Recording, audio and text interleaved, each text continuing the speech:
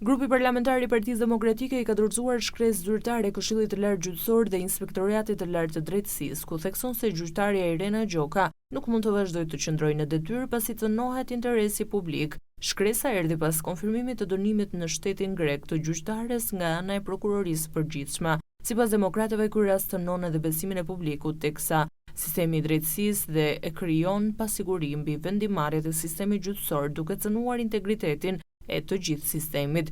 Një gjyqtar i Republikës që rezulton i dënuar dhe që përpiqet ta fshë, duke mos e deklaruar këtë dënim, në vlerësimin ton kryen edhe një sjellje që diskreton pozitën dhe figurën e magjistratit dhe dëmton besimin e publikut në sistemin gjyqësor, shkruhet në shkresën drejtuar KLG-s dhe ILD-s. Ndërkohë, më herët Partia Demokratike i kërkoi SPAK-ut të përfundojë pa vonesa hetimet ndaj gjyqtares Irena Gjoka, pasi prokuroria e përgjithshme konfirmoi se ajo ka qenë dënuar në shtetin grek, por këtë fakt nuk e ka përfshirë në formularin e dekriminalizimit. Në letrën drejtuar kreut të SPAK, Klodian Braho, opozita argumenton se mosveprimi në kohë i prokurorisë së posaçme sjell pasoja të rënda dhe të parikuperueshme në sistemin gjyqësor.